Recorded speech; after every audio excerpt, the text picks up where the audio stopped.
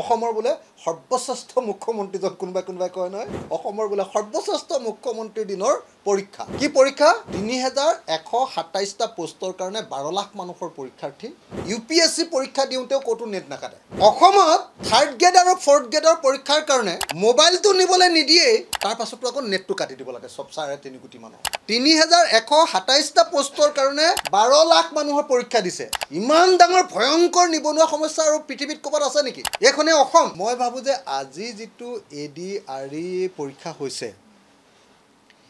এই পৰীক্ষাটোৱে মই ভাবো যে সংবাদ মাধ্যমে নিউজ কৰিবলগীয়াটো আছিলে যে পোষ্ট আছে কেটা টোটাল 3000 হয়নে 3000 কেটা পোষ্ট আছে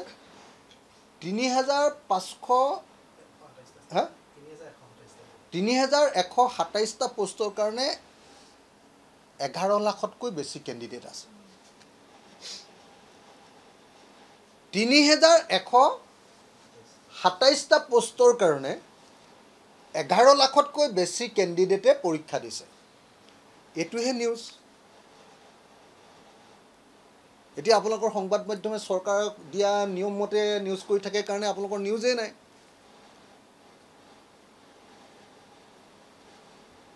আজি নিউজটো কি হ'ব লাগিছিল আজিৰ নিউজটো গোটেই ভাৰতবৰ্ষত জুৰি জিনি যোৱা নিউজটো হ'ব লাগিছিল মাত্ৰ 3127টা পোষ্টৰ কাৰণে অসমত প্ৰায় 12 লাখ মানুহে পৰীক্ষা দিবলৈ গৈছে নিবনুৱা 3000টা পোষ্ট 12 লাখ মানুহে কি কয় ইন্টাৰভিউ দিছে নিবনুৱা সমস্যাৰ ৰূপটো তাতকৈ আৰু ডাঙৰ কিবা লাগে নেকি এটোতো মই ভাবো যে আপোনালোকে নেচনেল নিউজ কৰাব লাগিছিল নাই চৰকাৰ বিৰুদ্ধে কথাই নকয় বৰ ধুনীয়া পৰীক্ষা হৈছে বুলিহে আপোনালোকে নিউজ কৰিব আজি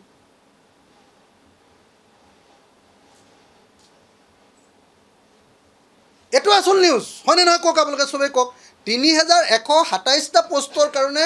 12 লাখ মানুহৰ পৰীক্ষা দিছে ইমান ডাঙৰ ভয়ংকৰ নিবনুৱা সমস্যা আৰু পৃথিৱীত ক'বাত আছে নেকি এখনে অসম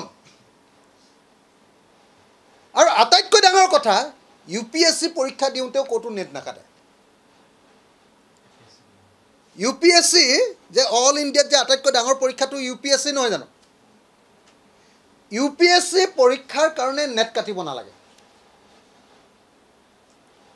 অসমত থাৰ্ড গ্ৰেড আৰু ফৰ্থ গ্ৰেডৰ পৰীক্ষাৰ কাৰণে মোবাইলটো নিবলৈ নিদিয়ে তাৰ পাছতো আকৌ নেটটো কাটি দিব লাগে সব 3.5 কোটি মানুহ কি ভয়ংকৰ গৃহ বিভাগ কি একদম দক্ষ গৃহমন্ত্ৰী হয়নে কি দক্ষ পুলিচ কি দক্ষ প্ৰশাসন দি দক্ষ সিস্টেম অসমৰ বোলে সৰ্বশ্ৰেষ্ঠ মুখ্যমন্ত্ৰীজন কোনোবাই কয় নহয় অসমৰ বোলে সৰ্বশ্ৰেষ্ঠ মুখ্যমন্ত্ৰীৰ দিনৰ পৰীক্ষা কি পৰীক্ষা 3127টা পোষ্টৰ কাৰণে 12 লাখ মানুহৰ পৰীক্ষাৰ্থী পৰীক্ষা দিবলৈ যোৱা মানুহবিলাকে কোনেও মোবাইল নিব নোৱাৰিব মোবাইলটো নিব নোৱাৰাৰ পাছতো পৰীক্ষাৰ ভিতৰত আকৌ গোটেই অসমখনৰ নেটটো কাটি দিলে ইন্টাৰনেট সেৱা কাটি দিলে এনেকুৱা ভয়ংকৰ হিটলাৰী শাসন পৃথিৱীত কৰবাত আছে নেকি কক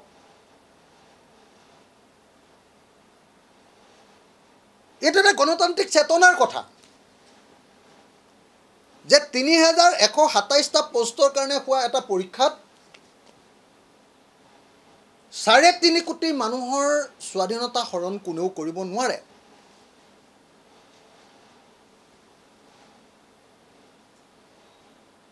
এটো কৰিব নোৱাৰে আৰু এটা গৃহ বিভাগ আছে যত মোবাইল ফোন নিবই নোৱাৰে তাত আকৌ ইন্টাৰনেট সেৱা কাটাৰ প্ৰয়োজন ক'ত যত ভাৰতবৰ্ষত UPSC পৰীক্ষাৰ কাৰণে ইন্টাৰনেট সেৱা কাটিব নালাগে তাত অসমত থাৰ্ড গ্ৰেড আৰু ফৰ্থ গ্ৰেড পৰীক্ষাৰ কাৰণে ইন্টাৰনেট সেৱা দিনটোৰ কাৰণে কৰ্ত তেওঁলোকৰ নিজৰ কনফিডেন্স নাই নিজে মোবাইল কোনে লৈ যাব পাৰে সুৰক্ষাৰ দিকটো তেওঁলোকৰ মাজত এখুলুঙা ৰৈ যাব বুলি তেওঁলোক নহয় মানে চৰকাৰখন একেবাৰে ব্যৰ্থ